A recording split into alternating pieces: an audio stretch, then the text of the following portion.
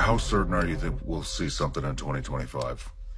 I'm certain we'll either have embassy attacks in 2025 or the homeland attack or both. All right. Well, there you have it, folks. So, Sarah Adams, former CIA...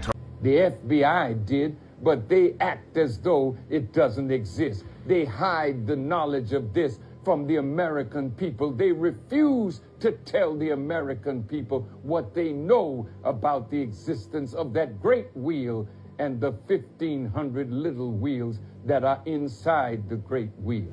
All right, for those who don't know who Sarah Adams is, she's an ex-CIA targeting officer, all right? She specializes in, let's just say, terrorism. And if you ask me, both of these characters, something a little suspicious to me.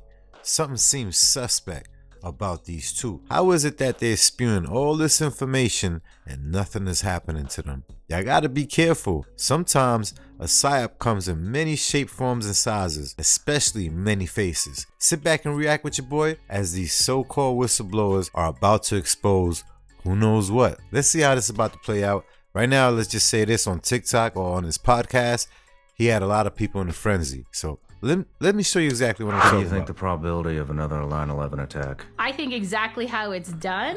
It is hard to replace Khalid Sheikh Mohammed, KSM, who planned it. I'm not going to lie, he was a genius. Do they want to do something at that level? Yes. Do I think that they will do something more innovative than 9/11? Definitely. Remember, they tried it with obviously the liquids on the airplanes.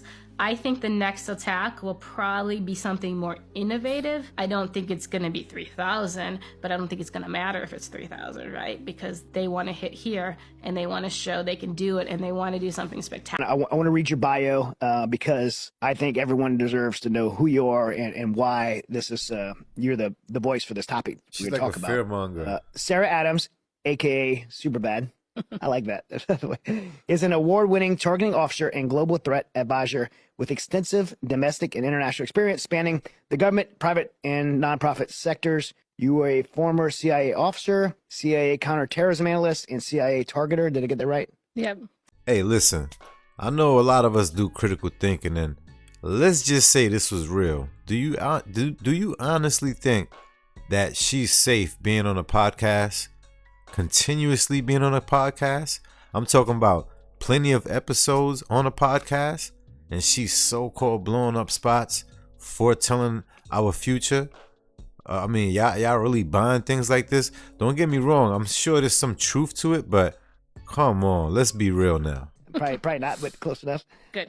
Having worked extensively on the U.S. government's intelligence missions in Europe, the Middle East, North Africa, and South Asia, you were the senior advisor to the U.S. House of Representatives after being recruited as an executive appointment from the CIA.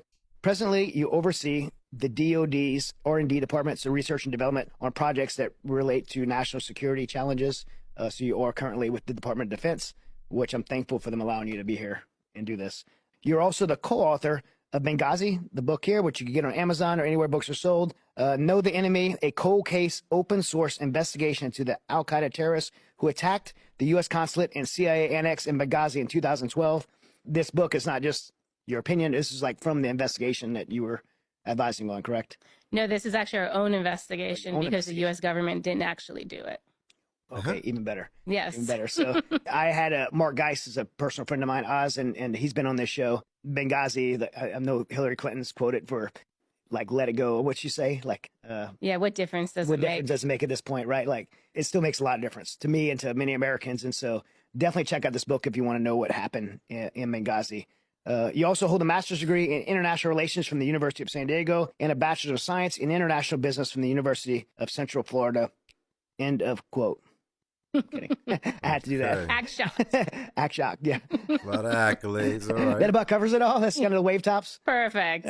You had mentioned the lone wolf videos. What came out recently? What specific lone wolf videos are you referring to? Yeah, it's just basically the different terrorist groups saying, hey, go do attacks that are inspired by us. One of the more popular ones that's out right now is ISIS put one out to do with the Paris Olympics. So they said, hey, go to where crowds are in Paris. We don't care if you use a knife. We don't care if you use a vehicle. Cause havoc and attack these crowds surrounding the Olympic events. So they're asking people to just just go do things. And then obviously they're probably planning things too. So they want to have a large number of attacks if they can bring in these inspired people. The irony of all of this is, if you guys are not aware, listen, Al-Qaeda was trained by the CIA. I'm gonna leave it at that. I'm gonna drop the mic and leave it at that, all right? Don't believe me? Look it up. What do you think it'll look like when they start attacking within the U.S. and Europe? Is it going to look like what we just saw happen in Russia? They're always going to do that type, right? Because that's the soft target. That's where terrorism comes from, right? You're like terrorizing the people. You're making the government look bad. I don't think that's going to stop. But I think they care a little more about establishing, spreading Sharia in Islamic State. And you don't get a lot of benefit if you carry out like 10 attacks in America, because then America's like, okay, we're going to get back involved in Afghanistan, right? They want to build a safe haven. They want to grow this safe haven. They want to train their new fighters. They want to expand, hopefully, into Pakistan, and people let them. So we have to look at it in the way Al-Qaeda looks at it. They're very patient. They have a long plan. We're a piece of the long plan, but they don't get a lot of benefit from doing X, Y, and Z. It's not saying they won't do an attack. It's just they have things that are so much more important to them. And remember, they're still getting a win. They're attacking America. When they say coordinated, we don't know exactly what that means. So they could also be U.S. and Europe at the same time, which is complicated. Do you think Europe will see mass casualties, or earlier you kind of mentioned that you think that the primary target in Europe is still U.S. They say she's the No, Mossad. that's for the wave. So remember, there's a wave of embassy attacks, but then there's this multi-coordinated attack. It's a completely separate wave of attacks. So they're going to get the same October 7th attack in Europe as we're getting in the U.S., as planned right now anyway. And they also, so 1,000 terrorists were supposedly trained for the U.S. and deployed, and 1,000 were supposedly trained for the Europe attack and deployed. The embassy plots are completely different with completely different trained terrorists. You know, people saw these Hamas terrorists planning and training in Afghanistan, and it got provided to Israel. When we did our investigation, some people gave us the reports they gave to the Israeli government, and we used them in our October 7th investigation. So we saw some of the stuff passed to the Israelis, so they knew at least Hamas was training for some big plot in Afghanistan. And I worry because same things are being passed to our government, and they're not taking it serious, right? You know why they're not taking it serious? The number one reason they ain't taking it serious because they need casualties of war. We the people are only pawns. Have you ever played chess? Yes, the people are the pawns. I'm telling you, all the soldiers, pawns. Civilians, pawns.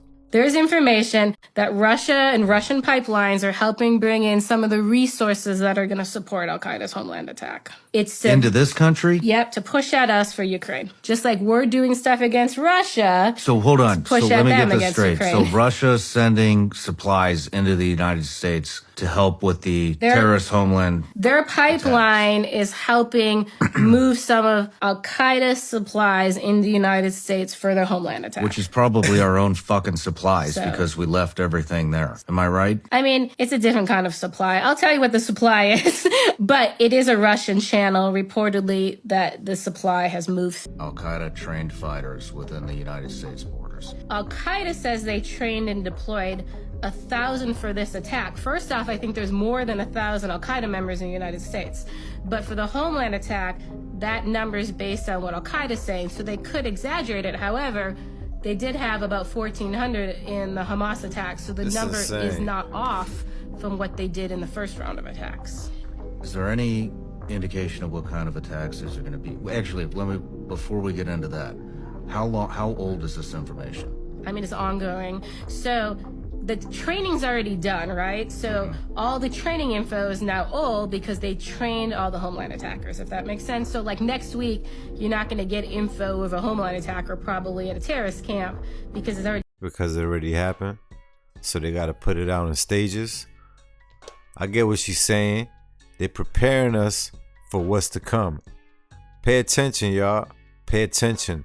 Right now, with all of these people like Sean Ryan and Sarah Adams, so-called trying to put us on to things, they're not putting us on to things. They're conditioning us. Pay attention. This is all a psyop right here. I will come back with the next video where it has to do with now Sean Ryan is talking about he's going into hiding because somehow, miraculously, the Cybertruck that attacked Las Vegas, somehow the person who actually committed the catastrophe emailed one of his guest hosts or one of his guests, and he came on the show and he read him the manifesto, and now the FBI or the CIA is after him. Man, listen, this is all a psyop to me. I'm not that asleep, all right?